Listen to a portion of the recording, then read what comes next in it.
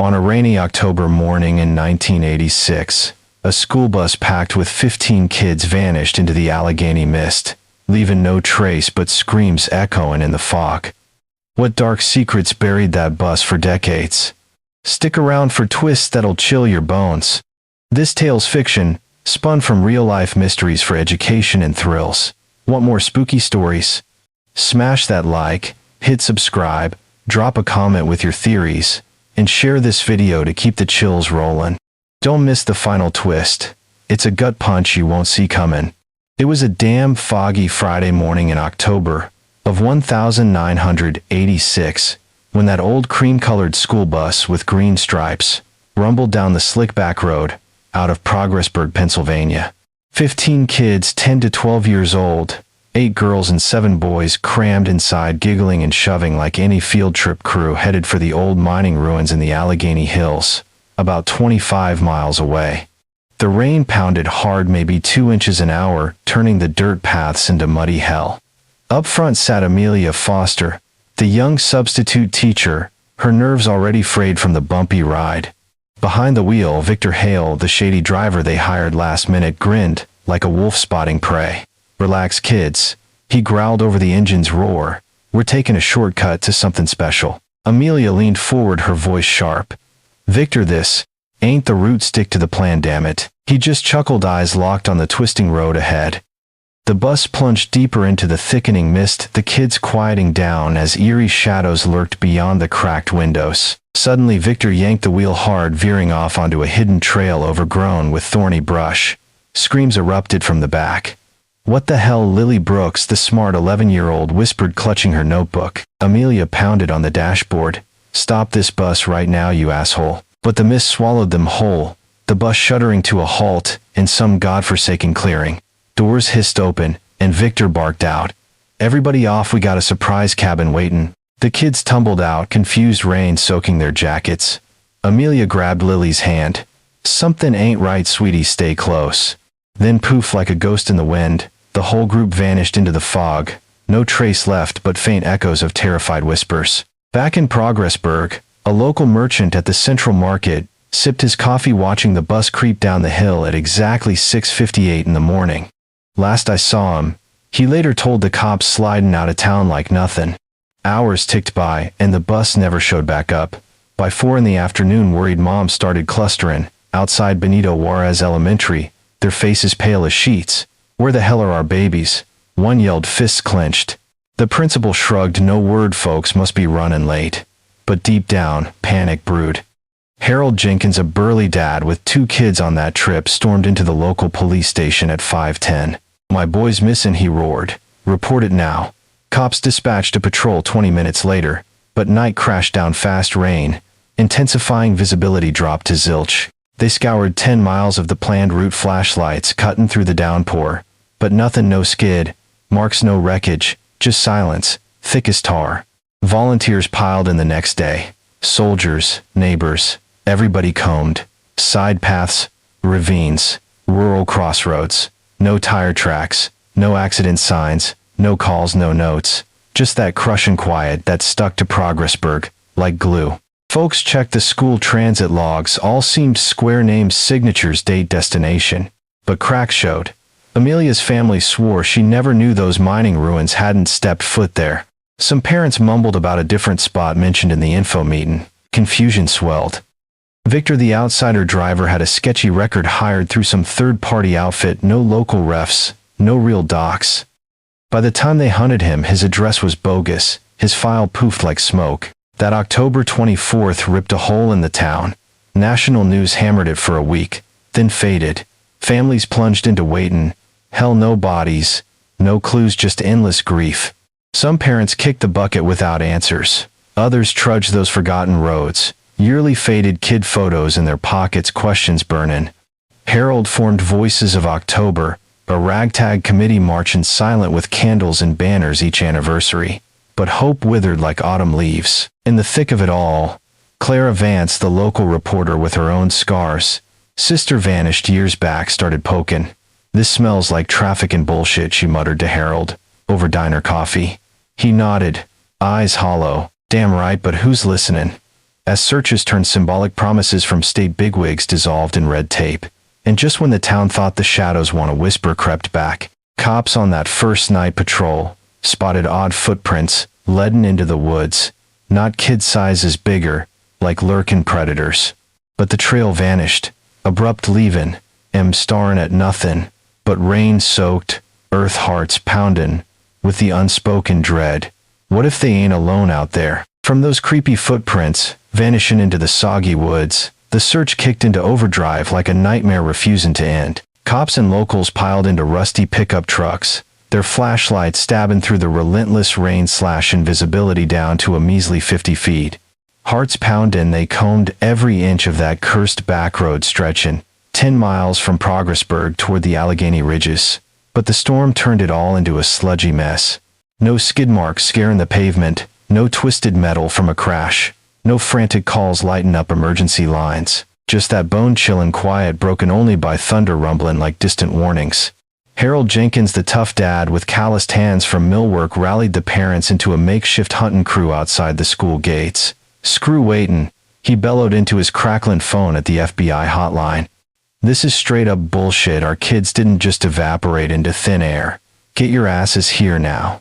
The feds promised boots on the ground, but locals knew better. Small town like Progressburg got shoved to the back burner. Dwight Harlan, the grizzled ex-cop nursing secrets from his past days, on the force huddled with his old partner under a leaky tarp.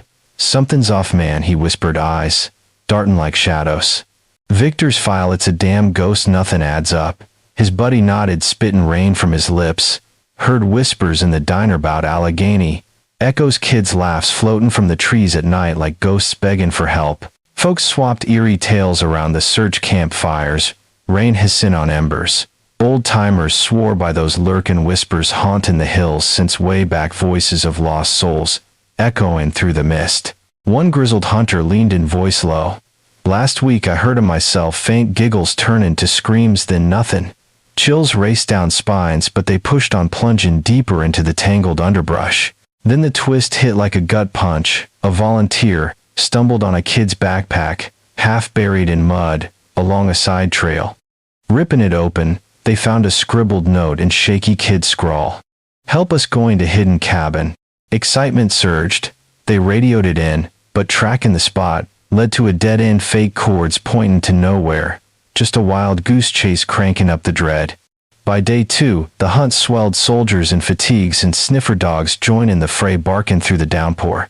They fanned out, covering ravines and crossroads, boots sucking in the muck.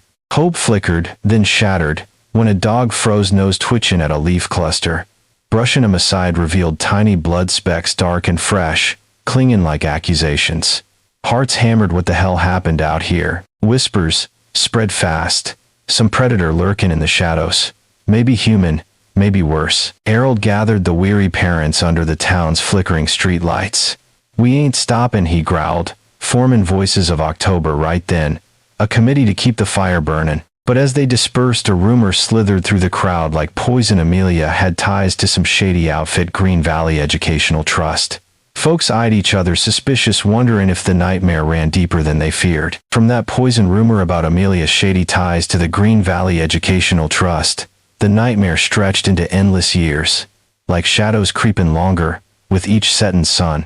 The blood specks on those leaves haunted the town, turning Progressburg into a ghost of itself. Folks whispering in diners and bars, eyes darting suspicious. By the early 1990s, the official searches dwindled to symbolic gestures. State troopers poking around once a year, promising breakthroughs that never came. Voices of October, that ragtag committee Harold slapped together, kept the flame flickering, organizing silent marches each anniversary through the misty streets, candles guttering in the wind, banners with faded kid photos flapping like accusations. 15 flames, one for each. Lost soul pressed in the names, read aloud in hushed voices, as if naming him could yank him back from the void. Hope eroded slow like the Allegheny Ridges under rain. The case got mothballed by the feds in 1998, labeled cold, and shoved into some dusty archive. But Clara Vance, the gritty reporter with her own demons, her little sister snatched in a similar mess years prior, wouldn't let it die. She hounded Harold over greasy fries at the local joint, her voice cut and sharp. "Tell me straight, old man, you think it's trafficking bullshit. Some ring-snatching kids, under the guise of field trips." Harold rubbed his stubbled chin, eyes hollow as pits. "Damn right, Clara, but provin' it's like chasing ghosts in these hills." She scribbled, furious, digging into old files, unearthing whispers of Green Valley as so-called charity-funded sketchy youth programs in backwoods towns. Twists kept punching him in the gut. In 1993, a priest-like figure swore he spotted the bus rumbling near Pittsburgh, but when squads rolled in, nothing, just empty roads and laughing crows. Folks muttered about ghostly echoes. Those eerie kid laughs floating from the overgrown farm, once owned by Reginald Voss, the shadowy businessman who died under murky circumstances. Evelyn Moss, one of the moms, her face lined with grief, cornered Harold at a march, her voice spitting venom. "You're hiding something, asshole. I saw you talking to Dwight, that ex-cop, like old pals." Harold backed off, hands up, but the seed of doubt sprouted wild, tearing the group apart. Years blurred into the 2000s, false alarms piling up like cruel jokes. In 2001, a rag claimed one kid surfaced in some big city, alive and well, but it was all lies, crushing spirits further. By 2009, an anonymous call hissed about the bus sunk in a farm canal near the ridges. Crews drained the stretch, mud sucking at their boots, but zilch, not a scrap. The committee shriveled to just 5 diehards, most parents dead, or fled selling homes to escape the lurking shadows. Evelyn packed up, muttering, "This town's cursed." The feds cracked it open again in 2012, part of some big initiative on historic missings, but leads fizzled fast, docs, incomplete stories clashing like thunder. Clara kept grinding, publishing scraps in local papers, keeping the wound raw. Then in 2018, her bombshell hit, the ghost bus of Progressburg, a gritty piece reconstructing the vanish, no new bombs but viral as hell, spreading on social media, rekindling the fire. Folks shared it, wide eyes wide with that old dread. Little did they know, as the article buzzed, a crew from Infratel was about to dig into a wooded hill 7 miles north, prepping for a telecom tower. Their shovels hitting something metallic and sinister, buried deep, ready to shatter the silence forever. From that sinister metallic clang, echoing through the wooded hills 7 miles north of the Allegheny Ridges, the nightmare clawed its way back into the light, like a buried corpse refusing to stay down. It was early March 2019 when those Infratel crew guys, prepping ground for a 30-meter telecom tower, plunged their backhoe into the dense underbrush, a spot locals avoided, whispering about machetes, sinking silent in water, tasting like rust when dug too deep. The machine bucked hard, scoop hitting something hollow and rusted.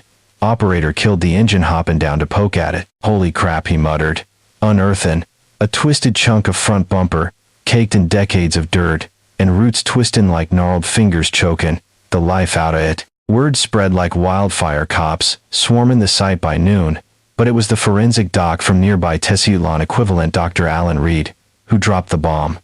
"This ain't no junked ride," he growled, flashlight piercing the gloom.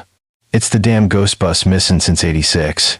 Buried under 5 feet of compacted earth and moss, the chassis sat half swallowed, body warped by moisture and crushing weight. Roof caved in, windows shattered like screams frozen in glass. Burritos clambered inside, beams cutting through the decay, finding personal crap lodged in the muck-rotted seats. Backpacks disintegrated, in notebooks illegible. A kid's shoe sole, still tough, crayons and school tags with names clinging faint on red tape. In the rear, a cloth bag dangled, mildewed snack inside, and an unopened envelope scrawled with kitty drawings meant for parents back home. Deeper entrapped between bent seats, Lily Brooks' notebook peeked out, pages fungus-eaten, but one entry stabbed like a knife. "Teacher's not coming, going to another spot, they say there's a cabin." Underlined twice, pencil faint like a desperate whisper. Digging under the frame, forensics unearthed a rusted metal box, double-latched, hid deliberate in a crude hole, soil showing hand scratches. Inside, wrapped in plastic and cloth, school docs, sealed original itinerary, signed forms, and an extra sheet inked with changes. New spot scribbled in blue, hidden Roost Ranch, via Loma Alta Trail. Not on official papers. Box held a transport invoice receipt dated day before vanish. and a folded map routes redlined. Envelope embossed Green Valley Educational Trust, a name no local badges knew. Map back scrawled hasty Route 2 hidden river access. Site cordoned off 5 days of grim extraction, 11 kids' skulls, long bones, scraps of fabric clinging to flesh bits, stacked hasty in the bus rear, like rushed hidin'. Under driver's seat a palm cross, woven tight, almost pristine amid the rust. Nearby matchbox keychain etched hope and a snapped wooden bead bracelet. DNA labs in the big city confirmed identities of 11 kids in a month. Notebook box docs whisked to prosecutors. Amelia and Victor still ghosts. One odd. Find a tag initialed MR, dated 84. Not matching any kid's sparklin' theories. Maybe the bus hauled others before or after. News exploded regional then. National rusty bus pics, routes snaking over it, flooding screens.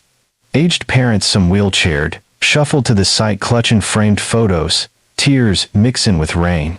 A local priest blessed the churned earth, muttering prayers low. One mom who lost twins laid a sign on the bumper. Thanks for giving back the quiet.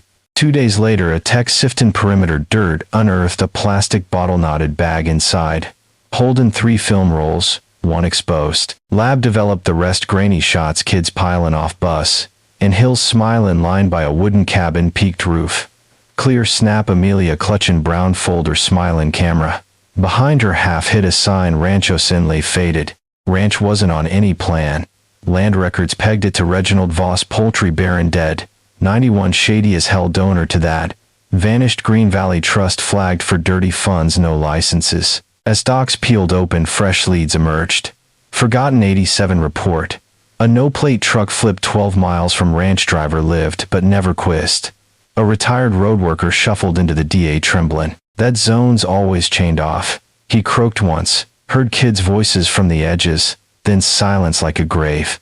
Second dig, 300 meters out, uncovered a pit brushed with branches inside, rolled tarp, 2 girl uniforms, dented canteen, and rotted poster scrap. Thanks for bringing us, teach. No bones but clues spiraling, wild feet in the terror. This unearthing didn't just open a tomb, it cracked a moral vault sealed by neglect, graft, and cowardice. The root-choked bus stood as living proof of time's cruel grind and forced hush. In that stirred dirt where tools echoed hollow and water bit metallic, truth started scribbling what the nation owed: names, dates, bodies. But the real gut twist hit when bone count came up short, 11 skulls, but 15 kids missing. 4 gone clean, vanishing deeper into the shadows, whispering maybe survivors lurking out there or worse. Clara Vance sniffing Voss files, unearthed his ties to the trust, and a whisper from old hand Marcus Reed. Boss cut deals with devils, he rasped, eyes haunted, ready to spill. From that gut-wrenching whisper, Marcus Reed rasped about Voss cutting deals with devils. The investigation plunged into a twisted abyss, like roots snaking deeper into poisoned soil. By April 2019, the state slapped together a special unit for historic kid vanishings, a crew of forensic bone pickers, crime pros, legal eagles, a state archive doc, and a DA handpicked by the governor himself. Tensions boiled from the jump. Media hounds baying for blood. Every screw-up lasted on news and socials. Some folks screamed the DA was hunting ghosts to pin on dead men, while families and rights groups demanded a full gut of 80s files, especially that Green Valley Trust stink. First week, zeroed in on the metal box hall docs, digitized ink, and paper parroted. Mismatch on the scribble changin', the route to hidden roost, not the same pen, handwritin', slantin' mail, like a rushed confession. Map flip showed chords crossing with sat pics, revealing a rotted wood shack, 2 stories tin, roof caved, cistern collapsed, Malaysia, choking it silent. Unit rolled out April 13th, boots crunching through the overgrowth. Cabin barely standing, showed short-term squat signs downstairs, school slate chunks, metal spoon etched, factory, and a pencil box logo from a defunct shop. 89. Back wall charcoal scrawled faint nas, the rest bled into wood by damp, like a half-screamed word. Archives dug, Voss bought the spread. 83. Same name bankroll in Green Valley dissolved. 90. But old news clips showed it. Snagging 19 permits for kid outreach in poor burgs. No final reports. Schools listed ghosted or denied ties, but one pinged Mariano Matamoros, like school, in a neighbor town. Double kids snag, 85 archived as runaways bus never found. Unit track 2 Voss old hands now in their 70s. Marcus Reed holed in a shabby outskirts shack grilled for hours finally cracked. Voss ran special kid halls. He admitted voice cracking but swore blind on the why. 1 October 86 a bus pulled up mid-afternoon. Told us pedagogy visit but kids stayed put only driver, and that teacher lady entered the cabin. Then screams hit silence after. Taped for court but shaky as hell. Elias Thorne, the other fogged by dementia in a nursing home, muttered in a clear flash. Didn't know so many thought it was a swap. Went south bad. Recon pieced it frantic. The reroute deliberate. Victor, fake ID. No pre. 86. Trace forged clean. School SIGs real, but from ghosts, not active staff. File hinted kid traffic under edu cover. Botched deal, like Elias slipped. Second pit near bus. Yielded adult close grade book. Broken belt blood crusted. Book last page. Amelia in caps. Feel the silence in my mouth. DNA weeks later matched. Ruiz kin teacher, likely off same day. Body still missing. July prelim report dropped. Bomb intentional snatch. Something snapped hasty berry. August in quiet urn. Handoff no cams. 8 families showed. Rest grieved solo. One mom clutching her girl's box whispered, "Found you despite the bastards denying me 30 years." September nabbed Marcus for cover-up and lies health frail, but he sang ranch was kid hub 3 years alt routes off mains. Said at least 2 mayors knew no paper trail. Pointed buried docks near well but dig turned up empty tin. Public erupted rights crews demand and reopen. All 80s 90s. Kid cold cases. Media storm pushed National Rights Commission to parallel probe. October feds announced fund for 123 files across states like Pennsylvania and neighbors.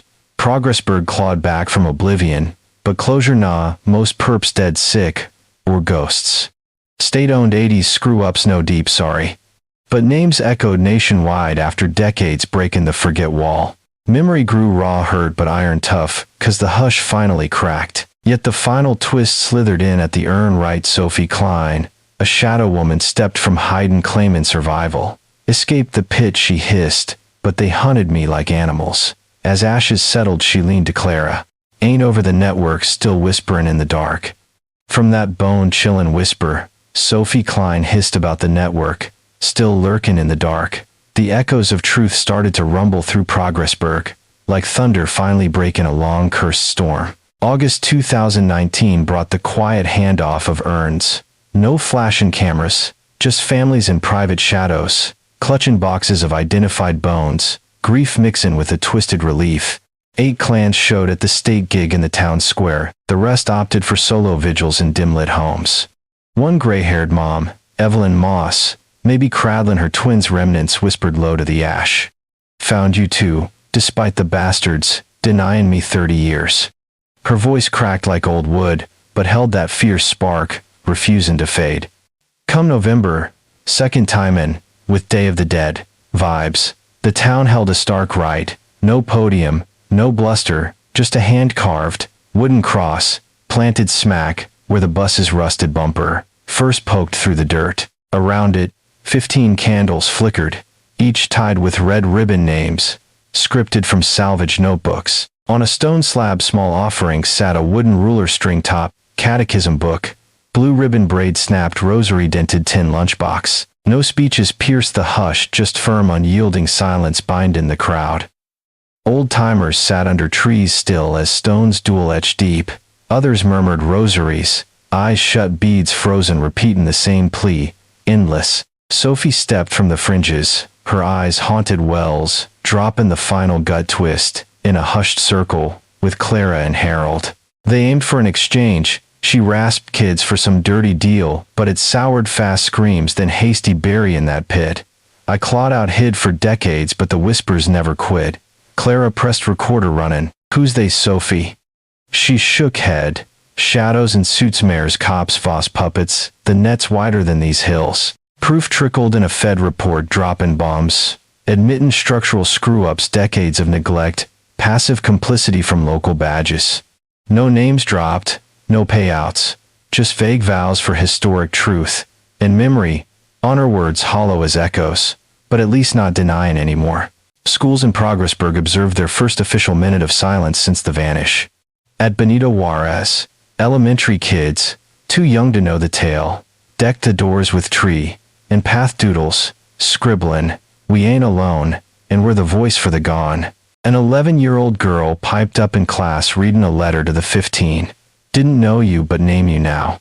Don't know your faces but know you were here. Today we're bigger 'cause we count you again." Media frenzy fizzled, chased by fresh scandals, politics tragedies, elections churning the cycle. But Progressburg shifted, subtle families, clutching fragmented truth bones, names, proofs, dates, spots, motives. Not full justice, but memory stubborn as Allegheny rock. That memory raw and unbuyable, patched the rip, not healing but shaping it. Visible 'cause the real killer wasn't death, it was the damn silence. Clara wrapped her final piece with a prose eye. "This ain't some campfire ghost yarn, it's a screamin' wake up on backwoods trafficking in America. Experts like Dr. Reed finger 80s graph letting nets thrive unchecked." Lesson, folks. Vigilance in these small burgs, vet backgrounds, build community watches. Don't let hush swallow facts. In Allegheny, shadows kids still vanish yearly. Stay sharp or history loops its bloody murmur. Hope flickered faint, but fierce, a mongrel light in the endless dusk.